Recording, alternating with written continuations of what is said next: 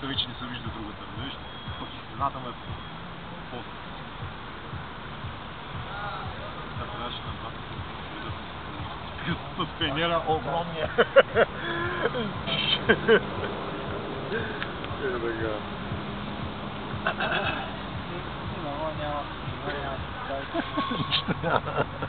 Да, ама тук се вижда лампата като свети, нагоре надолу един лъч, все едно от извънземните някакъв лазер пала. Горяла му е светкавицата. Ела да видиш как се вижда отсам. Този ефект е много як и вчера го заснех на светлината на тост на брат му. Светкавицата ли му е изгоряла? Свет на светкавицата. Не бе, като снимаш видео, няма светкавица. То автоматично се настройва, виж какво пише тук, ред. И този лъч е там в тъмното, много хубаво се видя от светлината на неговия смартфон Galaxy S3. Аж какви дебели такива черти се появиха тук, дето направо като Дарт Мун меча. Само че не е червено, ама няма значение. С айскрим сандвич няма светкавица. Или поне не виждам аз при мен. Настройките. Чайте къде бяха? Автобуса мина. Някой ако не знае, че в Владислав има и автобуси, да има да взема. То и всичкото се заснема, Иван. Документира се, в YouTube се пуска веднага. Там не се вижда нищо, тъй че няма да снимам нищо.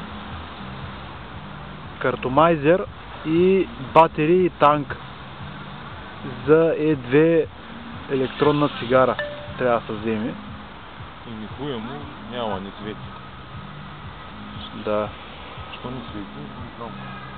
Ами не свети, защото не си пуснал светлината. Ами не, защото няма. Картомайзера на всяка цена трябва да се получи с никотиновата течност, за да може да се надруса човек, ако има причина да го прави. Пак и да няма, пак е добре. Едно леко надрусване така добре ще се отрази на ежедневието на пича. Майко. Ти снимаш сега или са правиш? Ето е. Ти снимаш.